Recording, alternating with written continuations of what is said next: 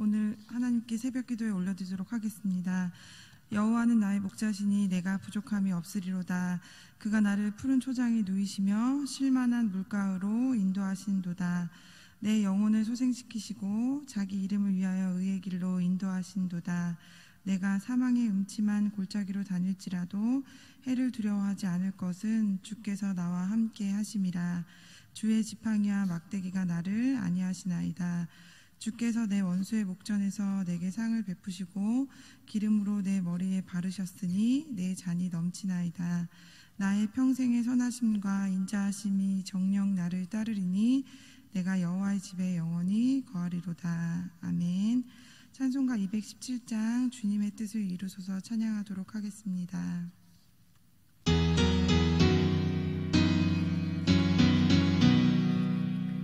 주님의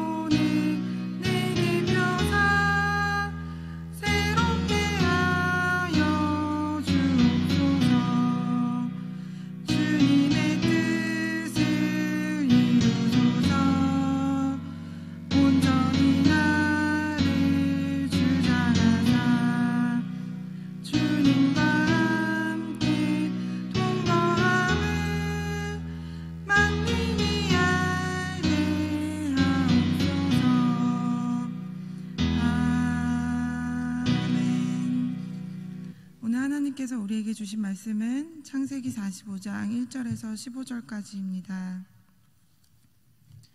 창세기 45장 1절에서 15절까지의 말씀을 같이 읽도록 하겠습니다. 요셉이 시종하는 자들 앞에서 그 정을 억제하지 못하여 소리질러 모든 사람을 자기에게서 물러가라 하고 그 형제에게 자기를 알리니 때에 그와 함께한 자가 없었더라. 요셉이 방성대곡하니 애굽 사람에게 들리며 바로의 궁중에 들리더라. 요셉이 그 형들에게 이르되 나는 요셉이라. 내 아버지께서 아직 살아 계시니까 형들이 그 앞에서 놀라서 능히 대답하지 못하는지라.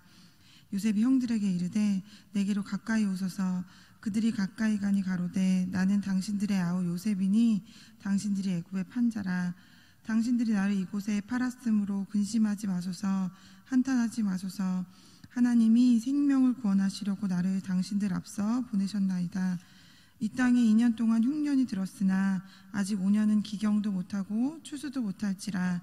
하나님이 큰 구원으로 당신들의 생명을 보존하고 당신들의 후손을 세상에 두시려고 나를 당신들 앞서 보내셨나니 그런즉 나를 이리로 보낸 자는 당신들이 아니요 하나님이시라. 하나님이 나로 바로의 아비를 삼으시며 그 온 집의 주를 삼으시며 애굽 온 땅의 치리자를 삼으셨나이다. 당신들은 속히 아버지께로 올라가서 고하기를 아버지의 아들 요셉의 말에 하나님이 나를 애굽 전국의 주로 세우셨으니 내게로 지체 말고 내려오사 아버지의 아들들과 아버지의 손자들과 아버지의 양과 소와 모든 소유가 고센 땅에 있어서 나와 가깝게 하소서. 흉년이 아직 5해가 있으니 내가 거기서 아버지를 봉양하리이다. 아버지와 아버지의 가속과 아버지의 모든 소속이 결핍할까 하나이다 하더라 하소서. 당신들의 눈과 내 아우 베냐민의 눈이 보는 바 당신들에게 이 말을 하는 것은 내 입이라. 당신들은 나의 애굽에서의 영화와 당신들의 본 모든 것을 다 내 아버지께 고하고 속히 모시고 내려오소서 하며 자기 아우 베냐민의 목을 안고 우니 베냐민도 요셉의 목을 안고 우니라. 요셉이 또 형들과 입맞추며 안고 우니 형들이 그제야 요셉과 말하니라. 아멘. 영화 작품 중에 옴니버스 형식의 영화 작품들을 아시나요? 옴니버스 형식의 작품에는 여러 장면들이 모아져 있습니다.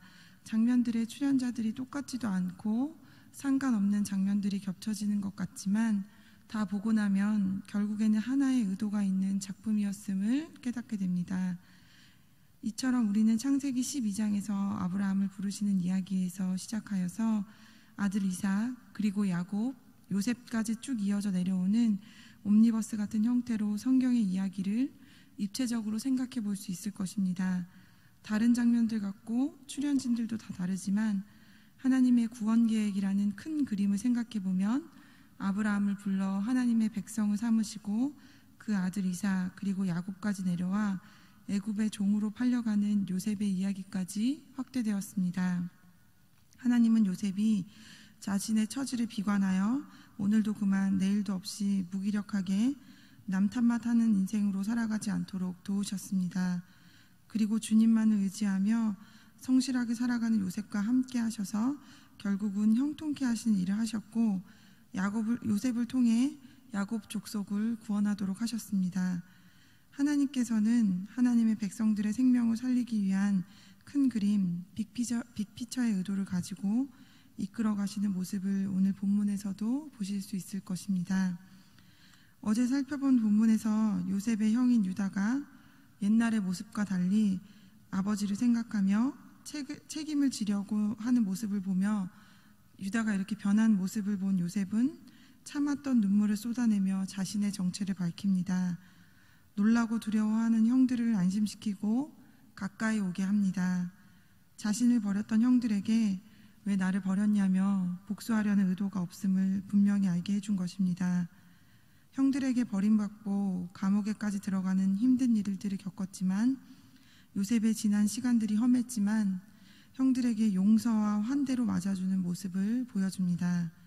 또 지난 시간을 돌아보면 하나님께서는 아버지의 사랑받는 증표인 채색 옷을 자랑할 만큼 배려 없고 이기심 많은 어린아이의 모습을 가졌던 요셉을 자신에게 험악하게 했던 형들을 품을 수 있을 만큼의 그릇들로 다듬어 가셨습니다.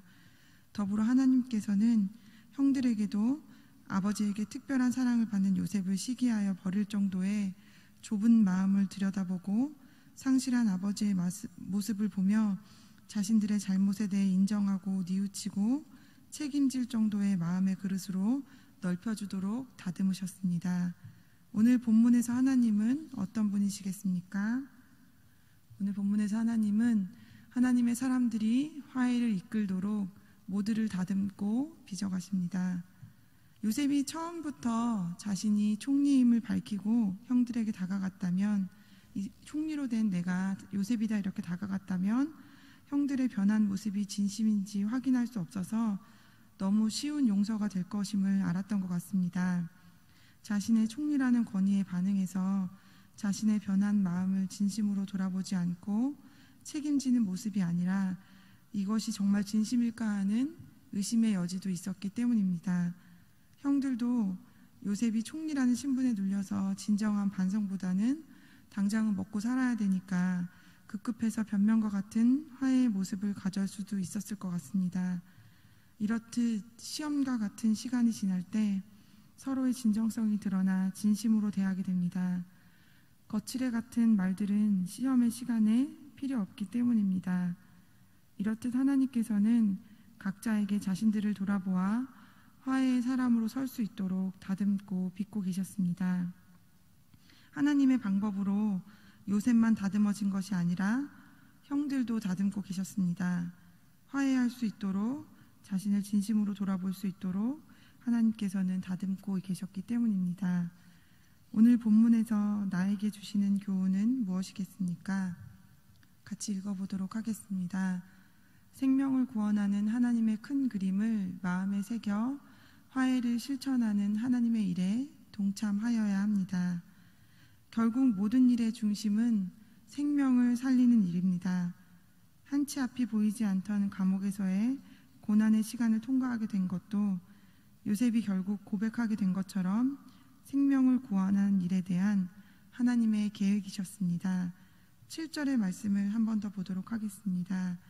하나님이 큰 구원으로 당신들의 생명을 보존하고 당신들의 후손을 세상에 두시려고 나를 당신들 앞서 보내셨나니, 결국 고백한 것처럼 생명을 구원하는 일에 하나님의 계획이 있으셨습니다. 그리하여 8절에서는 굉장히 놀라운 고백을 하게 됩니다. 그런즉 나를 이리로 보낸 자는 당신들이 아니요 하나님이시라. 하나님이 나로 바로의 아비를 삼으시며 그 온 집의 주를 삼으시며 애굽 온 땅의 치리자를 삼으셨나이다. 나를 이리로 보낸 것은 하나님이시고 하나님의 놀라운 계획이 있다는 고백을 하게 됩니다. 하나님과 동행하여 하나님의 시선으로 자신의 인생을 성찰하고 바라보았기에 가능한 고백입니다. 참고 인내하고 자신의 삶에 베푸신 하나님의 크신 사랑을 경험할 수 있었습니다. 속한 우리의 공동체에는 용서하는 한 사람이 있기 시작할 때 상처를 주고 상처를 받는 악순환이 끊어질 수 있습니다. 그리하여 사랑하고 용서하는 놀라운 선순환이 일어나는 새로운 변화와 기적을 경험할 수 있게 되기 때문입니다. 평화의 도구라는 시를 같이 나누어서 오늘의 말씀을 마무리하도록 하겠습니다. 주여 나를 평화의 도구로 써주소서. 미움이 있는 곳에 사랑을, 상처가 있는 곳에 용서를, 분열이 있는 곳에 일치를, 의혹이 있는 곳에 믿음을 심게 하소서. 위로받기보다는 위로하고 이해받기보다는 이해하며 사랑받기보다는 사랑하며 주님을 온전히 믿음으로 영생을 얻기 때문이니 주여 나를 평화의 도구로 써주소서. 주여 나를 평화의 도구로 써주소서. 오류가 있는 곳에 진리를, 절망이 있는 곳에 희망을, 어둠이 있는 곳에 광명을, 슬픔이 있는 곳에 기쁨을 심게 하소서. 위로받기보다는 위로하고 이해받기보다는 이해하며 사랑받기보다는 사랑하며 주님을 온전히 믿음으로 영생을 얻기 때문이니 주여 나를 평화의 도구로 써주소서. 아멘. 기도하겠습니다. 주님, 모든 일에 주님의 뜻이 있음을 믿습니다. 이해할 수도 없고 헤아릴 수도 없어도 주님의 계획을 신뢰합니다. 믿음으로 하루하루 살아갈 때 좁은 마음의 그릇을 넓혀주셔서 참고 인내할 수 있도록 도와주시기를 소망합니다. 생계가 막막하여진 자들, 몸이 아픈 자들, 관계의 단절로 마음이 상한 자들을 위로하여 주시고 하늘의 문을 열어주셔서 하나님의 놀라운 도우심을 경험하는 믿음의 간증들이 우리 시온성교회에 넘쳐나게 하여 주시기를 소망합니다. 특별히 갈등과 분쟁이 있는 곳에 용서와 화해로 서는 저희들이 되게 하여 주시옵소서. 예수님의 이름으로 기도합니다. 아멘. 이제 주님의 말씀으로 축복합니다. 여호와는 내게 복을 주시고 너를 지키시기를 원하며 여호와는 그 얼굴로 내게 비추사 은혜 베푸시기를 원하며 여호와는 그 얼굴을 내게로 향하여 드사 평강 주시기를 원하노라. 아멘.